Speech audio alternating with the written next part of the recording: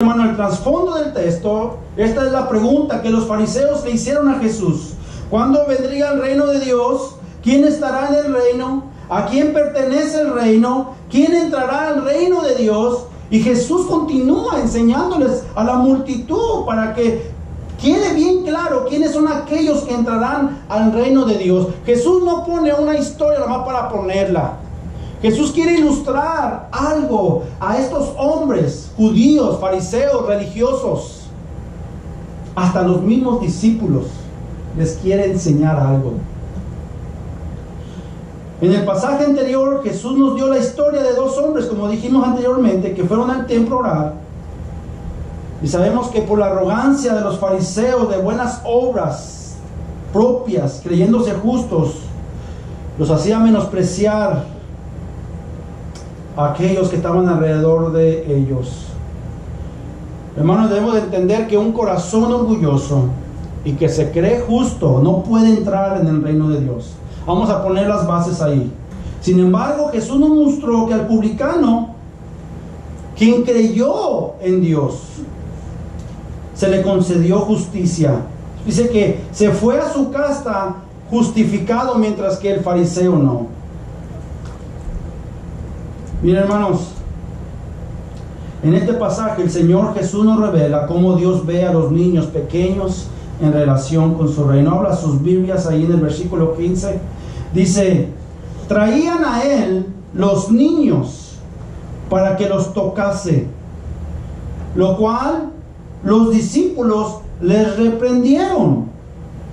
Escuche, Jesús nuevamente está reprendiendo a los fariseos y a su sistema religioso de justificación por obras que dominaban la cultura judía. Para ellos la idea de que un bebé entrara al reino de Dios era absurda, porque los bebés no entendían la ley, no la practicaban y por ende no podían realizar ninguna obra meritoria con la cual ellos podían ganarse la salvación. Era absurdo para ellos. Aquí había algunos padres quizás preocupados por el bienestar espiritual de sus hijos, quizás recién nacidos o unos de muy poca edad, y los traían para que Jesús los tocase y les bendijera. Ahora, esto era algo común en esta tradición, en esta cultura judía. Recibir una bendición de parte de los ancianos o de algún prominente de la sinagoga o de algunos prominentes rabinos. Pero el contexto aquí, hermanos, está hablando de que algunos padres están quizás preocupados y quieren que Jesús los toque y les bendiga. Recordemos que tanto el Evangelio de Mateo como de Marcos también relatan esta misma historia. Pero en el contexto de Mateo y de Marcos está hablando de relaciones humanas y está hablando acerca del divorcio. Ahora, para los padres aquí era importante llevar a sus hijos a Jesús, pero para los discípulos no era nada más que un obstáculo insignificante. Ellos lo vieron como una interrupción, como una pérdida de tiempo innecesaria y muy poco importante. Escuche, por lo cual cuando vieron lo que pasaba, dice que reprendieron a los padres que estaban trayendo a los niños. Esto demuestra mucho su actitud y su forma de ver a los niños. Los discípulos, hermanos, se criaron influidos por la enseñanza de los fariseos, de que los niños no realizaban ninguna clase de obras meritorias que les hacía ganar la salvación. Ellos no veían ninguna razón para que Jesús interrumpiera su enseñanza acerca del reino. Y luego fíjese lo que dice en el versículo 16. ¿Qué hizo Jesús cuando vio esto? Cuando vio que los discípulos estaban impidiéndole a los padres que trajeran a sus hijos a Jesús. Dice: mas Jesús, en el versículo 16, llamándolos, dijo: dejad a los niños venir a mí y no se lo impidáis, porque de los tales es el reino de Dios. Oh, hermanos, para su sorpresa, Jesús declaró todo lo contrario de lo que los fariseos y aún los discípulos creían acerca de los niños, diciendo: porque de los tales es el reino de Dios. Dice la palabra que más bien Jesús los reprendió, diciendo: dejad a los niños venir a mí, no se lo impidáis. Ahora la palabra, hermanos, aquí de los tales, aquí se refiere a todos los niños que no son capaces de creer en la salvación. Escuchen, hermanos, los niños no han alcanzado la condición de responsabilidad personal.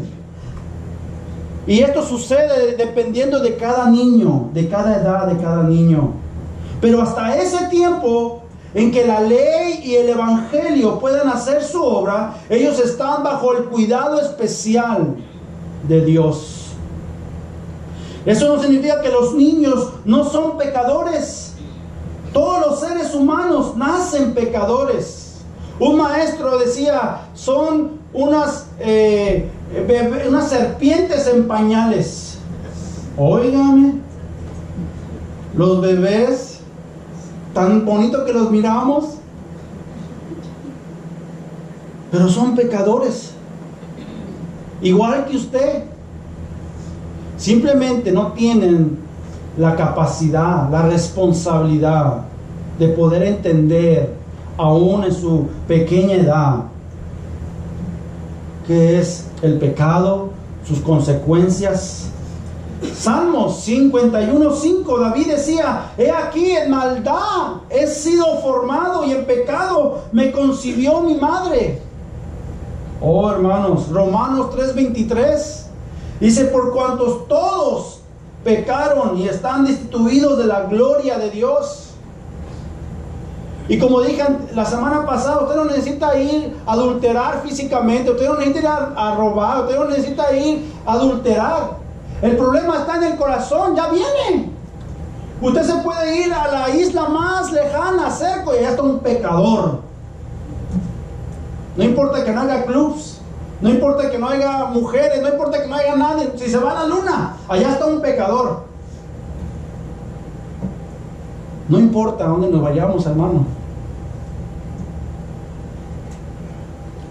Escuchen, hermanos, con un niño el pecado aún no se ha desarrollado hasta el punto de producir una resistencia consistente a la ley y a la voluntad de Dios. Pero hasta que alcance la condición de ser responsables ante Dios por la obra de la ley y sus conciencias, y que puedan entender la verdad del evangelio, los niños están bajo el cuidado especial de Dios. Deuteronomio 1:39 dice: y vuestros niños, de los cuales dijisteis que servirían de botín, y vuestros hijos que no saben hoy lo bueno ni lo malo, ellos entrarán allá, y a ellos a ellos le daré y a ellos la heredarán. Ellos no entienden todavía lo que es entre lo malo y lo bueno. Escuche lo que dice Webb, es un hombre teólogo. Fíjese lo que dice acerca de un niño. Dice: si a un niño muerto se le enviara al infierno sin ningún otro motivo que el pecado original, habría una buena razón en la mente divina para el juicio, porque el pecado es una realidad. Pero la mente del niño quedaría perpleja en cuanto a la razón de su sufrimiento. Bajo tales circunstancias conocería el sufrimiento, pero no tendría comprensión del motivo de su sufrimiento. La mente del niño no podría entender para qué fue tan terriblemente castigada, y en consecuencia todo el significado y sentido de sus padecimientos, al ser un enigma, un misterio para él, la misma esencia del castigo estaría ausente y la justicia se frustraría sin tener validación. Oh, hermanos, quizás el ejemplo más útil en el Antiguo Testamento acerca de la salvación de niños que mueren se halla en 2 de Samuel capítulo 12, donde la historia relata que después de los pecados de David, y que fue confrontado por el profeta Natán, y después de arrepentirse de su pecado, ¿se acuerda de que adulteró contra Betsabé y mandó matar a su esposo? Dios le perdonó a David, Pero una de las consecuencias de su pecado fue que su hijo que iba a tener con Betsabé iba a morir. Oh, hermanos, dice la palabra de Dios que la historia relata que David se puso a ayunar por 7 días, consternado, tristemente. Dice que ayunó y oró por la vida de su hijo. Pero cuando se enteró que su hijo había muerto, ¿qué dice la palabra de Dios? Mire, vamos a leer aquí. Fíjese, ya cuando David se dio cuenta que su hijo murió. Fíjese lo que dice 2 de Samuel 12 del 20 al 23. Entonces David se levantó de la tierra y se lavó y se ungió y cambió sus ropas y entró a la casa de Jehová y adoró. Después vino a su casa y pidió y le pusieron pan y comió. Entonces le dijeron sus siervos: ¿qué es esto que has hecho por el niño? Viviendo aún, ayunabas y llorabas, y muerto él, te levantaste y comiste pan. Y él respondió: viviendo aún el niño, yo ayunaba y lloraba diciendo: ¿quién sabe si Dios tendrá compasión de mí y vivirá el niño? Dice: mas ahora que ha muerto, ¿para qué he de ayunar? ¿Podré yo hacerle volver? Dice: no, yo voy a él, mas él no volverá a mí. David entendía que él iba a ir a él. Sabía que después de su propia muerte, David, él estaría en la presencia de Dios y tenía la certeza de que se reuniría con su hijo en el cielo. Oye, hermanos, sin embargo, la actitud de David cuando Absalón murió, un hijo adulto, que era un asesino, cuando él murió, dice la palabra que David estaba totalmente desconsolado, porque él sabía que no había una esperanza de una reunión futura en su vida. Déjeme darle algo más acerca de otro teólogo, Warfield, se llama Warfield, un teólogo del siglo XIX, comentó lo siguiente: el destino de ellos, o sea de los niños, está determinado de modo independiente de su decisión por un decreto incondicional de Dios, suspendido para su ejecución en ningún acto propio. Y su salvación se ha realizado por una aplicación incondicional de la gracia de Cristo a sus almas, a través de la operación inmediata irresistible del Espíritu Santo, antes y aparte de cualquier acción de sus propias voluntades. Oh, hermanos, Dios en su soberanía atribuye a los niños los atributos, todo lo que Cristo hizo, son atribuidos a los niños de una forma soberana y son salvos por la gracia de Dios, igual que cualquier otro hombre. Escuche, Ken Hutch comentó: si Billy Graham ingresa al reino, no será porque haya predicado personalmente a más personas que ningún otro hombre en la historia.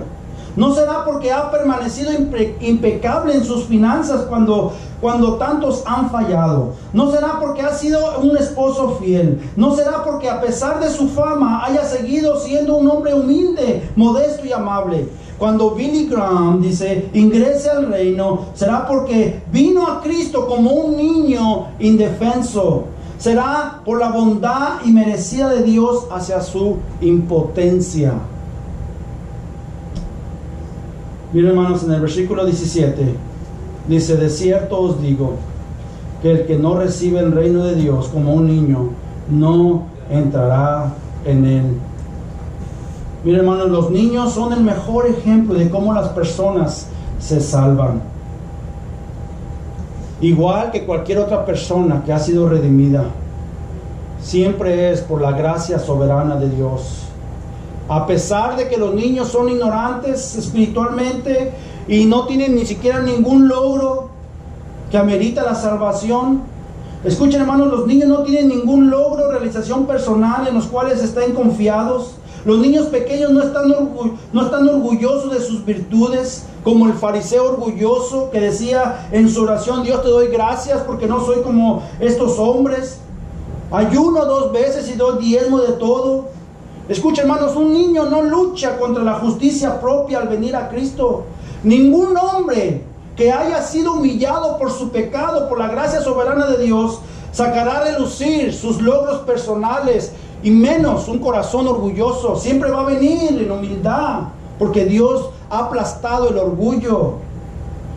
Menos se va a jactar de sus propias justicias, que como dice Isaías, todos somos como suciedad y todas nuestras justicias como trapo de inmundicia. Oh, hermanos, la gente cuando ve a Cristo, la gente cuando entiende que es un pecador, dice, de nada sirven mis propios logros, de nada sirve mi vida moral, de nada sirve todo eso, porque ante Dios te puede hacer que eres el más gran pecador del mundo, mientras que tú no puedas ver tu pecado, mientras que tú te creas justo, mientras que tú te creas una persona buena. Déjame decirte, estás lejos de la gracia de Dios, porque todo pecador, todo hombre que ha sido redimido por la sangre de Cristo, se siente el más vil pecador todo el tiempo,